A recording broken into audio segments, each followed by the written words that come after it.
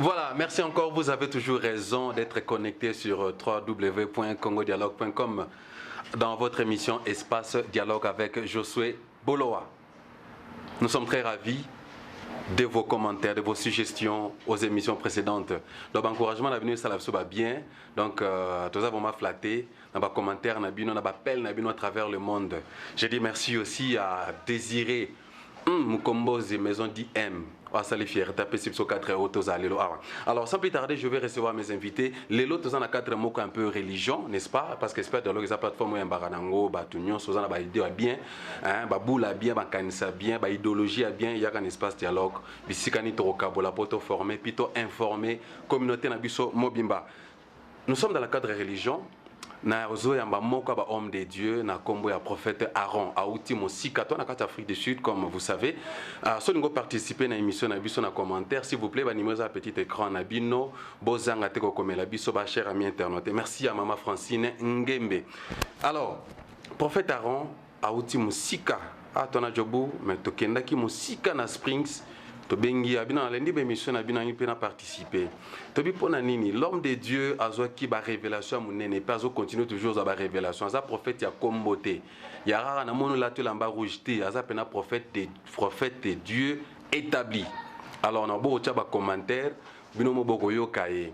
Alors ça na ba prophétie pesama il y a beaucoup d'années, 56 ans passés au lelozo kokisama. En l'occurrence, ça va disparition ba grande tête na mboka na biso RDC. Alors je ne vais pas vraiment monopoliser la parole. Alors avant que na pesa bino ba kombo ya bato ba kufi ba tiki biso, ba za liste za mamulai, tozana ba lemoloto, tozana ba Mombaya, tozana ba papa wemba otuko tika biso, ministre culturel auto tika biso il y a quelques jours passés, n'est-ce pas otuko tika biso. Alors les ana ba tête bele onzamba lobela homme de Dieu oyo, mais to ignora ngo. Mais le lozoko kisama. Avant que n'ait un ballon de Dieu, n'a pas na mon quoi serviteur. D'abord on a commencé na banana se présenter. Yé azo kaba message joana. Tant amoni komi koko kisama. Non. Cette prophétie, cet événement est accompli parce que l'homme de Dieu, le prophète Aaron, azo ki parole wana. Papa, bienvenue. Merci beaucoup. Ngai babinga na kombo ya bien-aimé Claf. Nazali moko na mwana na lisanga ya prophète Aaron. Kakando Tcholoba, tellement moyen pour faire abîmer votre kaloba résaté, mais bison de tous va témoin oculaire azopé ça va message et puis tout le monde a message à mozoko qui ça m'a moko na moko, c'est-à-dire que le message moko na moko n'inga pc là qui on a détail tout le monde a on n'inga zoko qui ça m'a moko na moko et on dépend ton dimisami et non. Oui, aza musali anzamba aza moponami ndepe toya wapona koloba oyo toyoka et puis tomoni yango kokisami. Voilà, avant que n'ait l'homme de Dieu, tozana yo yoza lokola témoin oculaire tant au professeur ne peut samaka nga bolo Josué nazalaka wana te ba téléspectateurs pe ba mi internaute ba Hollanda biso désiré Mukombozi zawana Eric kuta zala na écoute peut-être télém sur na botama inete mais peut-être botama ki mando ki pe ko maramba ngote mais tant ko kisami aza impliqué na yango n'est-ce pas okoko yebisa biso na mo mukuse ba grand tête ba ototika biso côté d'abord liwa l'homme de Dieu a prophétisé ngoka Zaki en pleine prédication, man of God azui loba, lobi ba PC message mo ya boseza ya Al Pacino, oya tika kabiso, lobaka pesaka prophétie a lobi ke nazomona muyembi mo wa mune nazo tika biso.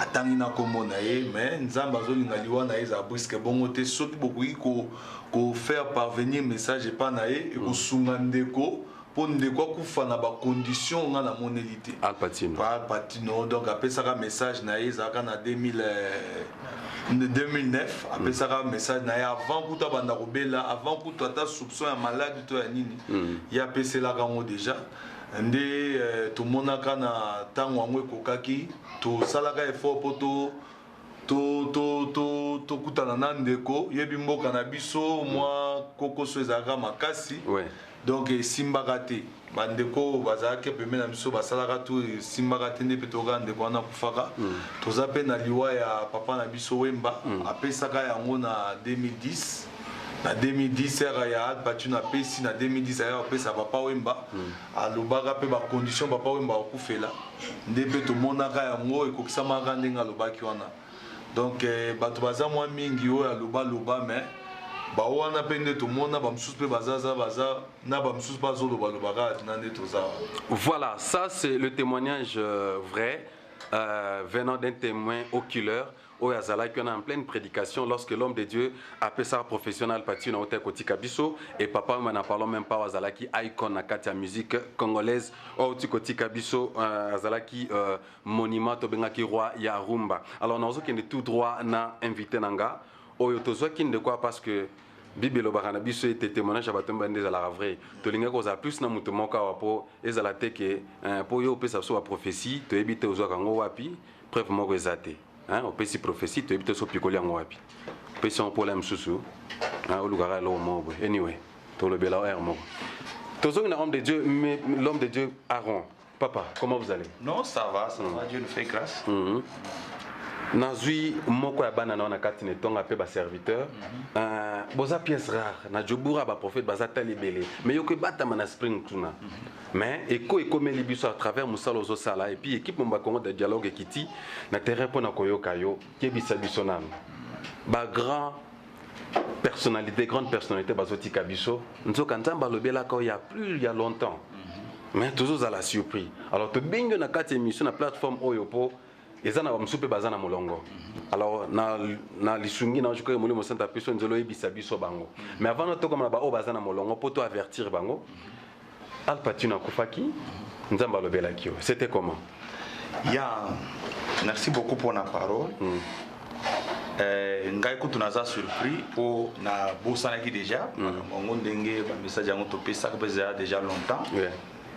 Zaki naza prophète pour villageois ya za villageois na oto benga na linga pena mo uta ya na uti na mboka sato yokilinga na yo eza vraiment ya tatu ya ngwana penza na uta ki mboka tangu na Kinshasa récemment na yebaki kutu afatino avandaka wapi na yebaki kutu elokote na yaki kana mission musana nzambe na kacha koteya bana nga baza ba témoin azaka témoin moko te na zape na camarade prophète azape awa na Johannesburg akope ko témoin ata to benge na téléphone ko témoigner ngo yekutu nde muto rappeler nga message tangu bapomba kufi na bosanaki na pese message wana so impulsion à Saint-Esprit na moni ndeko babengi afatino azaki musicien papa Wemba na pesi message na lobi nazomona cancer ekobanda na gorge ti na niveau ya estomac na ye nazomona cancer mais bato bakoloba ke papa Wemba mutu a sacrifié ou bien abomié mais nzamba lobaka eza ndenge wana te eza conflit ya ye na mwasi azana ba promesse moko alaki mwasi mais akokisa ngote mais mwasi wana akobalukela ye akobwakele malade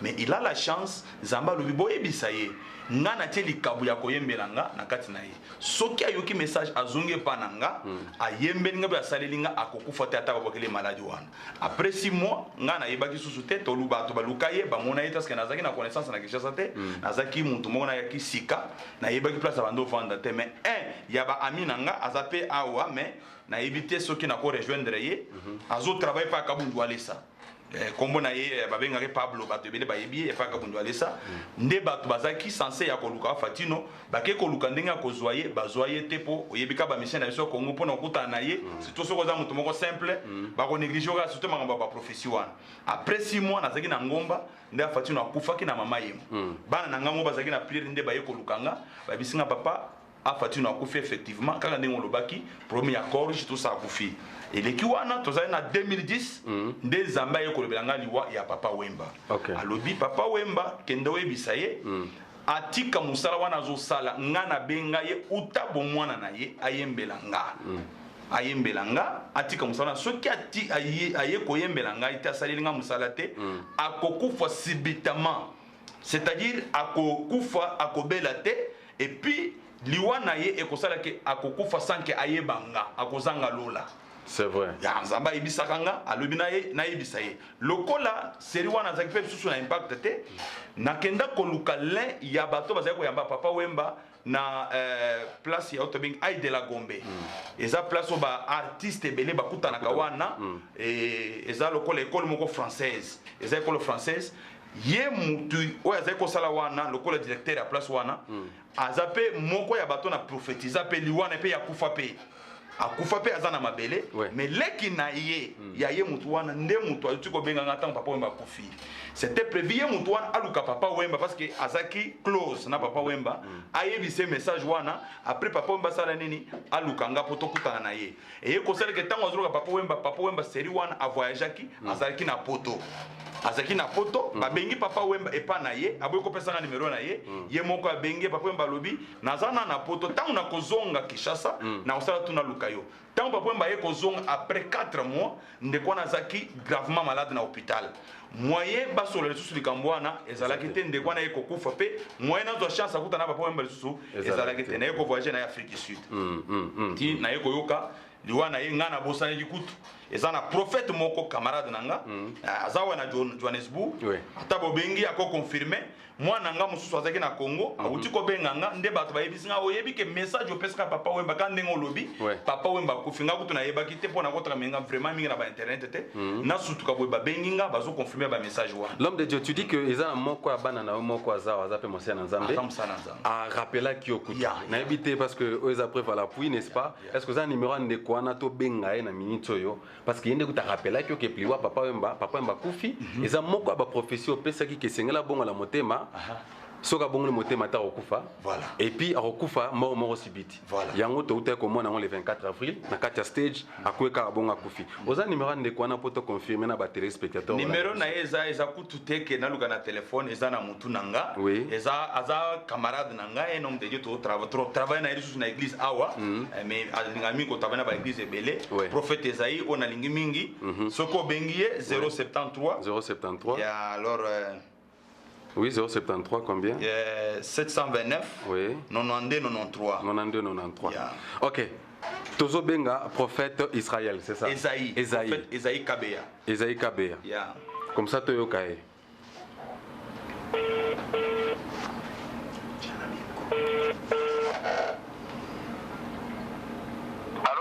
Allô, Mosako Liboni. Ok, merci beaucoup. C'est le frère José Bolo. Tu n'aimerais pas prophète Aaron. Okoko pesa na bandeko message to prophétie Mosé na Nzamba zwa ki pona liwa ya papa Wemba. Oui, je crois tozaki na Kinshasa. Na ngoma ya Badara. Oui. Na Mutulaga. Tolalaki butu mobimba, tozaki na kati ya kosambela après mais na tomotonga ebisina ke azu message. Le message ya nani a eu message à papa Wemba. Ok. Zamba ebisaki que il faut que le koloka papa Wemba ayebisaye que papa Wemba a se repartir azonga liboso na Nzambe aluka basa na Nzambe bombela pona ye. Oui. Ngonga ya kosala miziki ya mokili esili soki akoyoka te akokufa na mingi te. Alors anatango ebisaka biso bongo omonaki yango lokola je. Oui. Après mais aye ko insister tout sur le but na zo toujours message à papa Wemba. Mais abandaki ba démarche ya keto kutana na mutu moko c'était prévu à faciliter pour kota na kati ya couloir ya papa Wemba et chimate ilelo. Mais na sa pati ko fa awa na rappela ki yamu. Ok. Donc ezalaki lisakoli Nzamba talisa kibino na baneni ni wana? Ezalaki na 2009 si je ne m'abuse pas. 2010, exactly. 2010. Ok, mais vous savez quand même la démarche bolandaki bolukai beaucoup tana bureau à papa Wemba mais besoin qui tenter okotana bokokotana bureau na c'est ça. Oui, ezalaki na frère moko oyo abandaki pour ngo faciliter kicho abanda ko sala na Hall de la Gombe. Oui, na Hall de la Gombe. On abanda ko sala na Hall de la Gombe alobaki ya directeur ya cabinet na ye. Ok. Tolandelaki mutu wana ye ko sala mapeke oyo ngaki akonete biso wana akufa pe 13 janvier akufa pe na ba ano na Sibon. Alors moyen tout possible vraiment na pouvoir na ye. Ezalaite donc directeur ya cabinet na ye donc nde asalaki mwa ba manœuvre na bozwa ko occasion okutana ye mo papa Wemba te. Azaye pe ko bela c'est ça. Non, Jean-Pierre Wanda oya ngaka parce que biso ke informatique déjà directeur ya cabinet na ye. OK.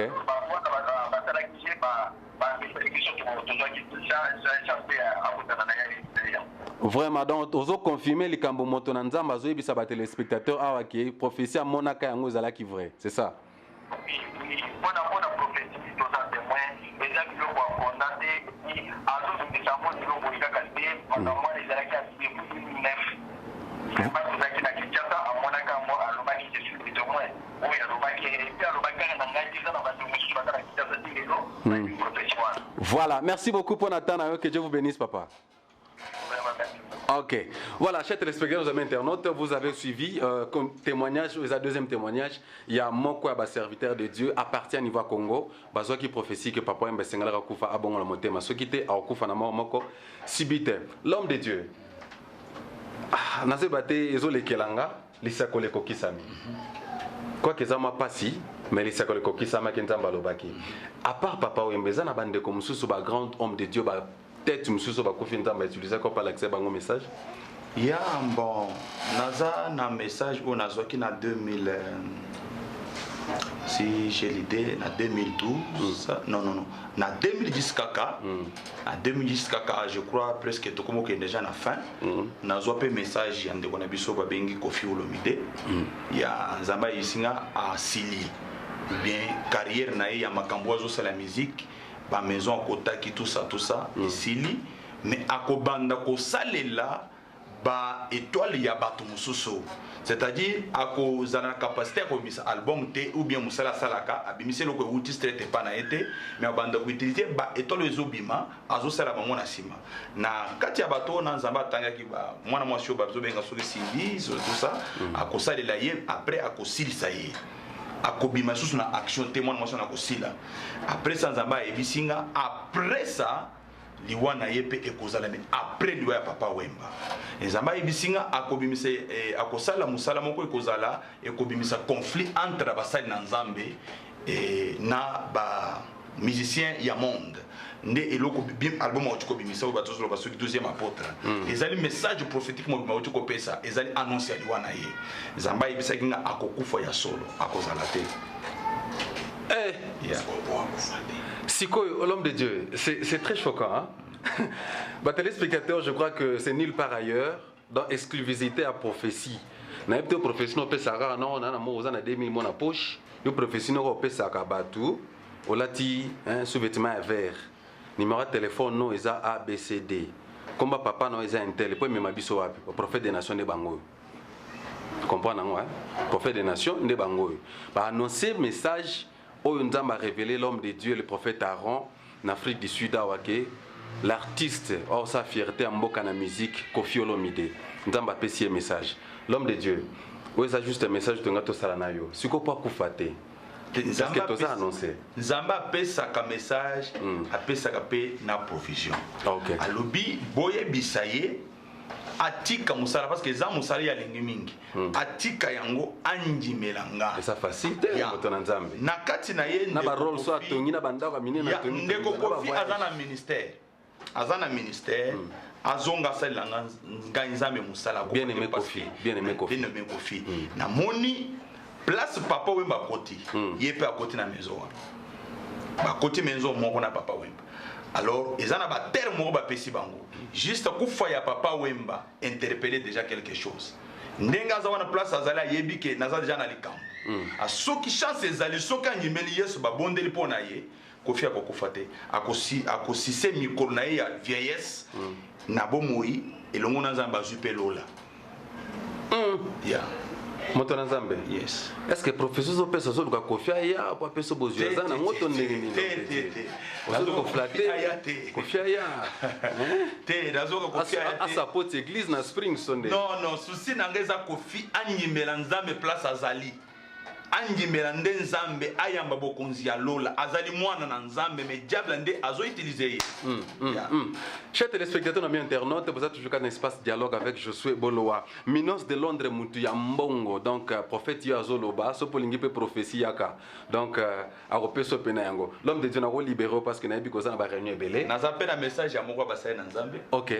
Plateforme yango l'homme de Dieu. Espace yango.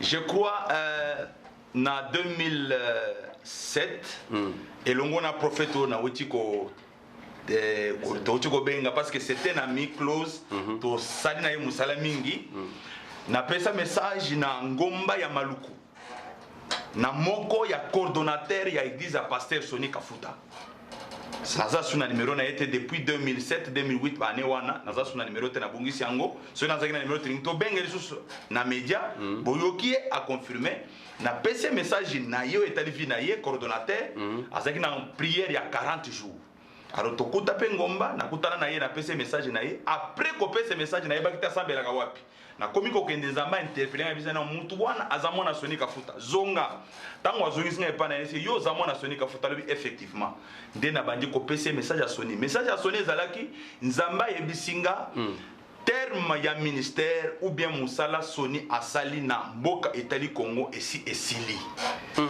esili mandat ya kosala musala esili il est en train maintenant ya ko forcer pour azana katika ya carrière azape na bomoi nzamba yebisinga atika ko forcer a élever mutu mususu abima tangu ye akoboya kosala musala wana ko bisa mutu mususu ngai nzambe na souveraineté nanga na ko bimisa mutu musika o akoya ko relever musala o esoni azali kosala na Congo mutu mususu akoya ko relever musala wana prophète o ya yebi message wana zolo babo ko benge so confirmer to luka na nzela ya coordonnateur akenda obisa soni potokuta na soni mais tellement oyebi kaka bande ko na biso baza élevé moyeba yamba yo mutu simple ko ezate apese biso ba rendez-vous tokutana te mais na motema na ye ayebi message wana ye prophète o na uti koloba parce que azana médiate apesa pe message ya moko ya pasteur wazaki na ACK ya victoire o ba empoisonnant azwa accident apesa pe message na ye le susu ya liwa na ye ezalaki na makambo korokoso na kati ya basai na nzambe ayebisa ye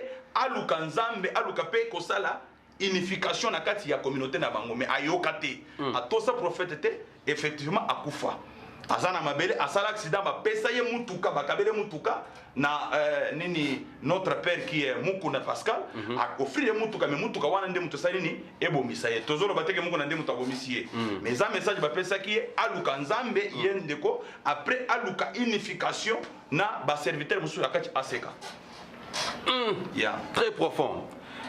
Désiré Mukombozi na kati caméra dans confirmer ba professeur l'homme de Dieu zo pesa biso chers téléspectateurs donc ba vraie prophétie pure vérifiable fondée pe kokisami l'homme de Dieu na ko libérer avant na libérer yo ezole kelanga alors pour na mboka na biso tout à l'heure lobi que nous avons une nation bénie oyo nous avons des prophètes des nations mais ba goma prophète ba commune hein ba goma prophète ba commune ba prophète ba sous région. Donc prophète suka na na commune pe na quartier na bankaka mais abenga me prophète des nations. Prophète des nations. L'homme de Dieu. Na habité on a tout bon na deuxième volume. To et na ko flasher kaka. Voilà, maman kaka na ba téléspectateur na biso Francine Ngemba zo c'est ça li bien vraiment professeur zo pesa na pe comme ça. Message oyo tokoko loba pona likambo etali mboka na biso ya Congo. Congo azali mboka ya Nzambe. Congo azali mboka ya Nzambe muto azo minimiser Congo ayebi Congo te. Soki zamba fongoli lisu mususu spirituellement pour yeba Congo o minimiser Congo te. Malgré biso toza awa libanda ya mboka ya Congo toza na Afrique du Sud ezali toye je peux dire toye na mboka oyo pona ezali malamu te ou bien pona koluka musala te ko vivre te toye sous mandat ya Nzamba atindi biso pona ko sunga pe bande na biso baza na kati Afrique du Sud mais Congo na biso ezali pays oyo ezali béni makasi alors Nzambe asola na ngape na 2004 asola na 2004 la kisanga makambo ezali ko leka na Congo lelo tozali komona alors makambo nyonso tozomona na Congo ezoleka peuple congolais azongona ndenge ya bonzoto te mais à comprendre ngo c'est prophétique et ça makambo prophétique nzambe nde muto azali ko sala makambo nyonso wana alors il y a un temps on nzambe ko pesa kimia na Congo makila ekosila peuple congolais nzambe nde muto a disperser ye ezanzala te nzale ezali kaka voix moko nzambe atindi po aluka ndenge on disperser peuple a disperser ye pona des raisons ya liboso nzambe akoti bango na eloko babengi châtiment wana ezali peuple ya Congo bayeba premièrement na ko respecter basai na nzambe ya mibale ba respecter ba autorité établie na gouvernement baza na Congo wana nzambe aza derrière bango dede nzambe atindi bango libanda ya Congo pamba te po bazuwa eloko tobengi science ntango nzambe akopesa kimia na Congo peuple congolais akozonga na mboka na ye ata ndengo za boy papa ata otongi ba immeuble na Afrique du Sud nazoyebisa yo okozonga na Congo kozonga na Congo okozala oya kala wana ba ibi na Congo te okozonga na science mosusu ozozonga po kende kotonga Congo mboka na yo à ce moment là nzamba yebisa kinga ba peuple nyonso ya Afrique presque mobimba bakoya ko se réfugier na Congo po makile ko za na Congo te nzambe akopesa président oyo azali na bonzambe pe azali mwana ya mboka oyo akopesa kimie pa bandeko na ye bakotonga mboka bakongole bakozonga bato presque na Afrique bakoya ko se réfugier na Congo pona état Congo ekozalela ya mibale bamindele bakolongo ezali prophétie bakolongo libanda ya Europe Amérique bakoya na Congo ko investir na kati ya Congo alors congolais a se minimiser te a fatigué te pona mona passe makile ezoleka na Congo ata makile ezoleka na Beni ezali prophétique eza chose prophétique alors tokolo belango na émission na biso précédente.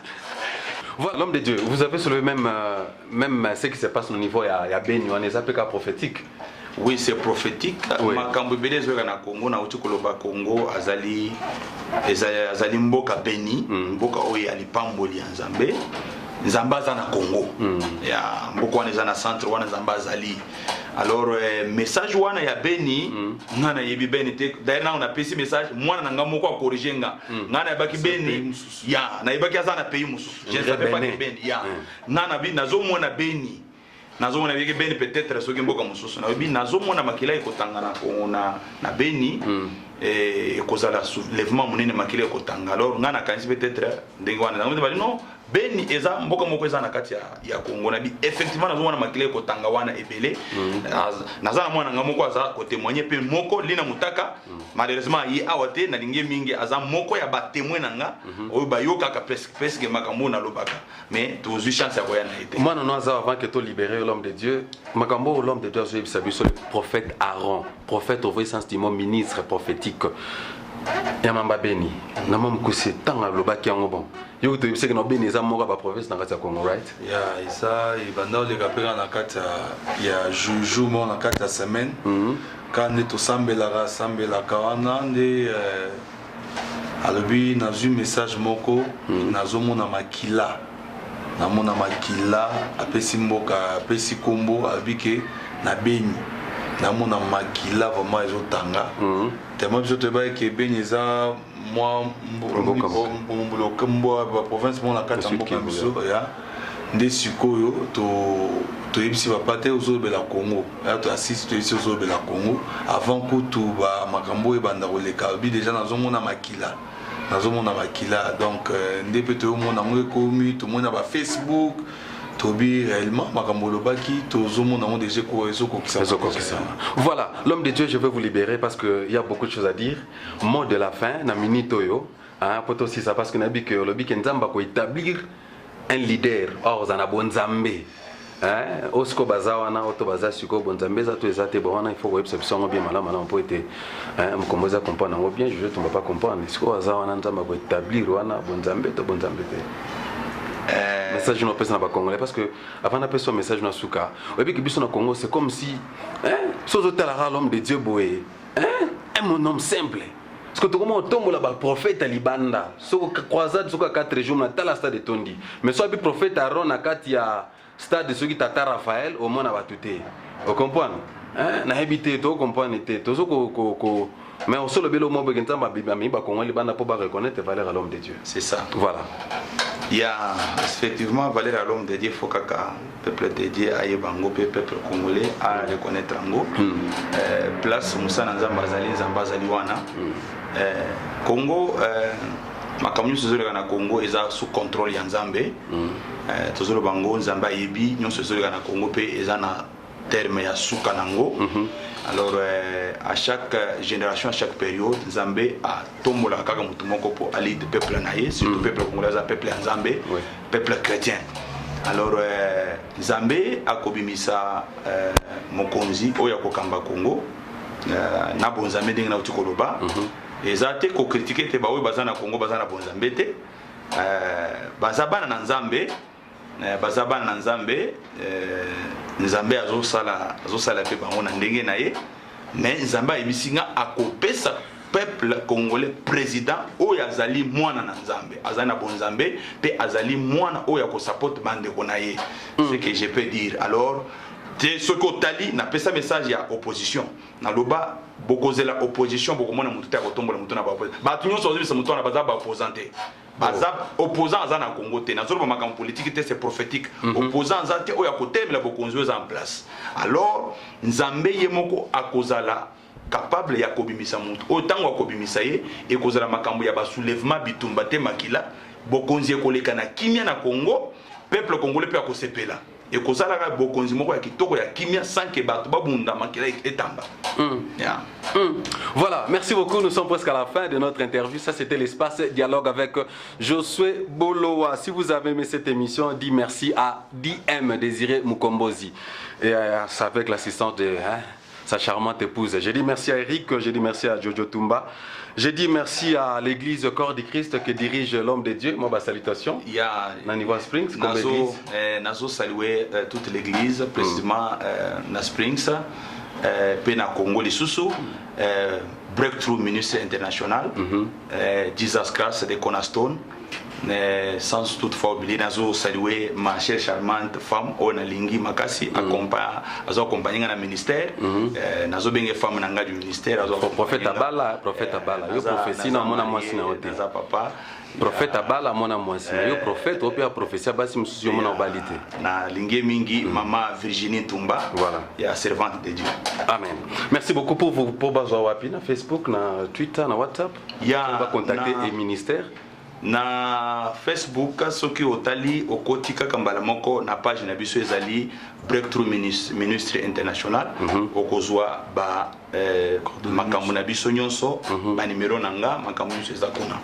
Voilà, merci beaucoup, ça c'était exclusivité interview avec l'homme de Dieu. Na salama récapitulation.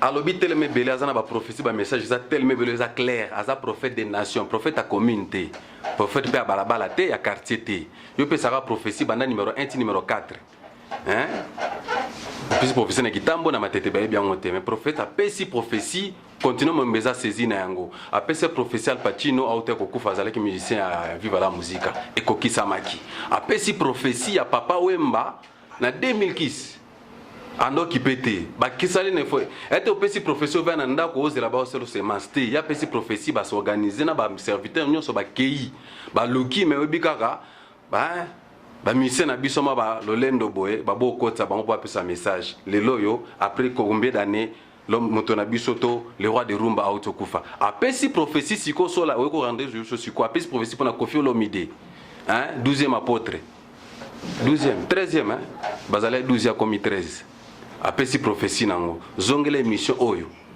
auti ko kebisa Koffi Olomide que Jésus azaki na 12 comme 13e donc sa carrière ne comme na suka ngate prophète ndalobi ala pesi pe message que non Koffi Olomide sala attention luka nzambe po so sili na yo habito lukae apena besoin bozinote abinde luka nzambe place oza na Paris soza wapi luka nzambe po carrière sili obako utiliser batu prophète ndalobi ndengwana.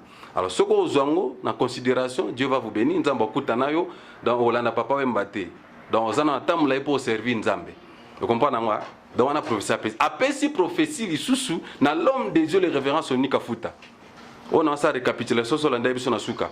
Après si prophétie, révérend général son Nikafuta. Abipé pas Silinae. Vous comprenez? Yo peux l'aimer sur l'Anda Bisson Silinayo. Mais au salara combo. Au salara combo. Au salara combo. Au salara combo, moso Sili. Oui, bien aussi. Le Kanzambe. Après si prophétie à général Sonika Futa, Bijou Beleza, aux Hollanda, garçon mora Suisse. L'homme déjà pèse prophétie pour national.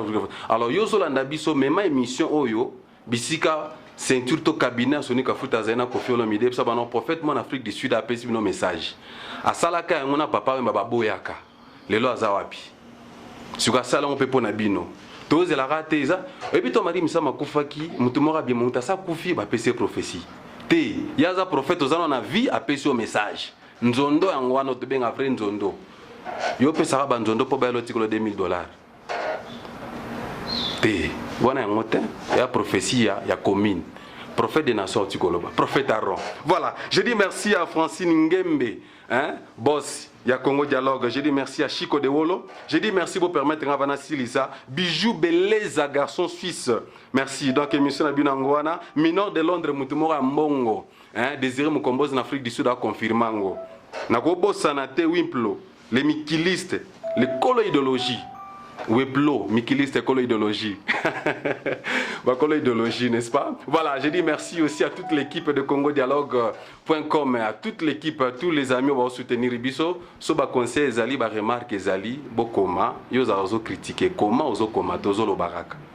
Comment ça la peut suggestion pour m'sale kende liboso. Comprendre? Ce qu'on est lo ba trop, mais ba prophète bazo loba et kokisama. Biso ta ba pandisango tolobi. So boninga ki émission bien. Pesa merci na Désiré Mukombozi, la maison d'hier. C'était votre serviteur Josso Bolois. N'est-ce pas, Dialogue? On se retrouve.